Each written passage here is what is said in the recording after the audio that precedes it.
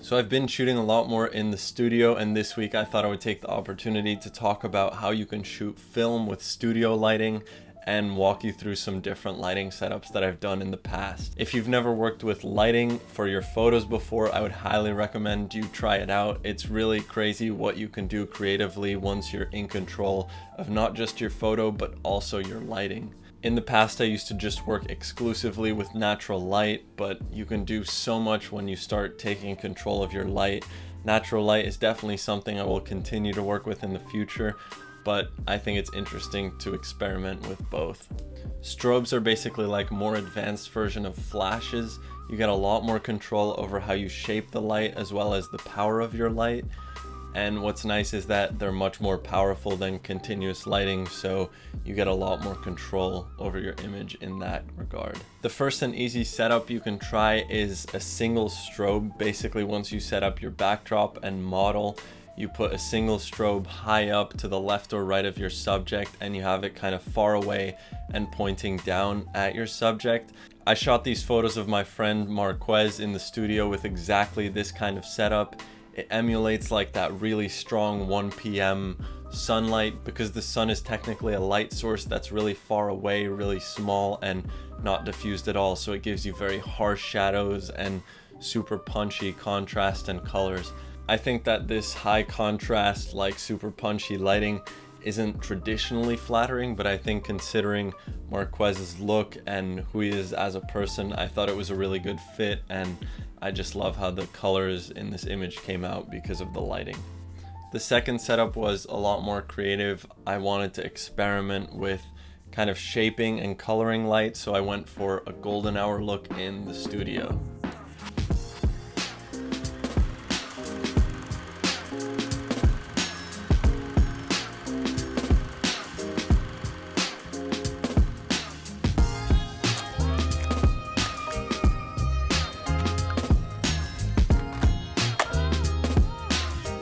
Today we're shooting in the studio with strobes. We're doing like a daylight window setup. We set up this like fake window right here with a really warm light behind it, and it's gonna come in and hopefully look like golden hour. And then right here is like a fill light, which should just get rid of some of the shadows that might be too intense. And we have Tori, who's our model. This is our fake window setup right here, and it should make like nice shadows on the backdrop. 16.5, that's pretty open. This yellow thing is to sync the camera with the strobes. So when you fire the camera, the strobes fire at the same time. All right, Tori. You can just look right down the lens. Just come forward like tiny little bit. 3, 2, 1.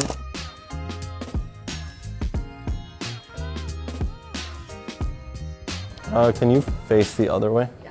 Like have your head looking out the window, but then have your eyes at me. 3, 2, 1. 3, 2, 1. Let me get your like sleeve or something here. Just like with your hand, just hold your sleeve there. Awesome. 3, 2, 1. Can you kind of have your hands in the blazer maybe? And then you can kind of like lean back almost. Yeah, just come forward more. Perfect. 3, 2, 1.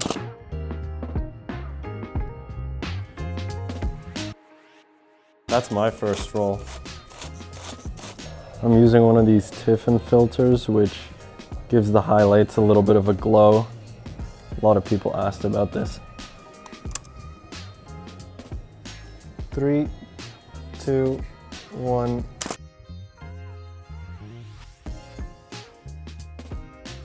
Two, 1. And then do the same thing, but just face your body towards the window. Nice. Awesome. 3, 2, 1. I want another like detail. Can you like hold your earring? Just like right on the end. Yeah. Just look down the lens. Perfect. 3, 2, 1.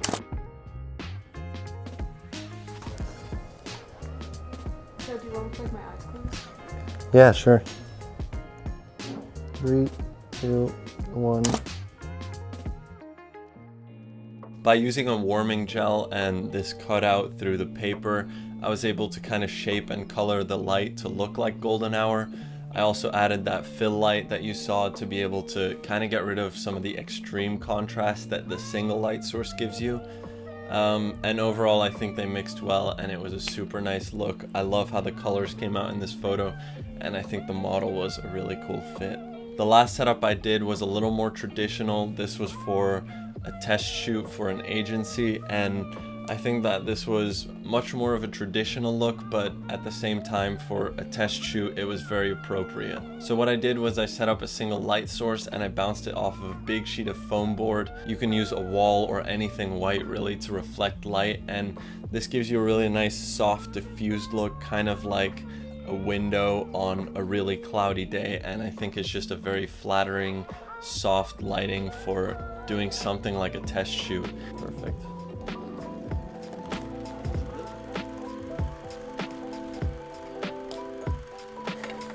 So I have some cool pieces that we can play around with for the styling of the shoot.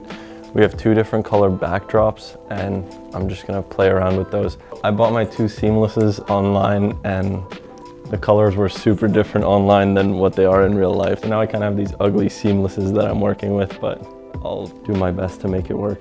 Do that same thing, but just turn to the light more. Like your body, and then look right down the lens. Yeah, that's sick. 3, 2, 1.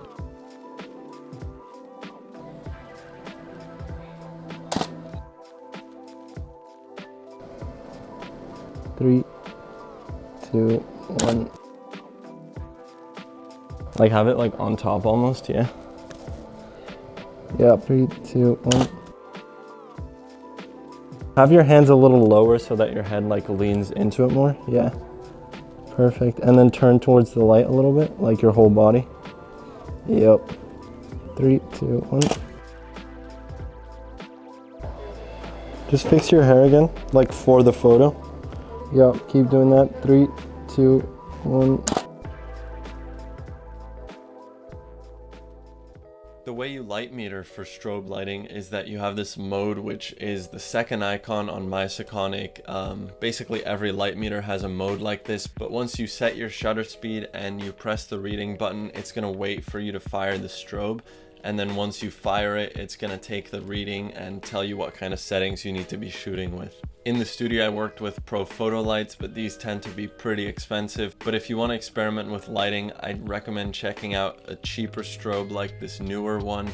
I used this one for a long time and it's a really good strobe for the money. I think it's about 130 bucks and it gives you a lot of control over the power, shape, and color of your lighting. This strobe is definitely strong enough. What I used to do was just bounce it into this corner of my room to diffuse the light, and then I would have a subject right here actually, and just shoot with that really nice soft even light. If you're looking into trying out strobe lighting, this is definitely a good light to go with. It's going to give you a ton of control and it has plenty of power. With something like this newer light, the way you would connect it to your camera is by just using the sync cord. It goes into most cameras, or you can buy a hot shoe adapter and that works perfectly. In the studio, I shot Portra 160 because obviously you have control over the power of your light, so I just went with the lowest ISO Portra. That's it for this video. I have to give a big shout out to my homie Jimmy for helping me film. He actually also shot some photos with my lighting setup and he shot on Lomography 800, I believe. His photos came out way more contrasty and saturated, so it's definitely a really interesting comparison of the 2 film stocks. His Instagram will be in the description. And while you're down there, you can also check out my Instagram. It's @WillemVerb. I post a ton of photos there, just like you saw in the video, as well as just my own work. I'll also have the links to all the stuff like the lights and the Pro Mist and the gels I used in the description. That's it for now.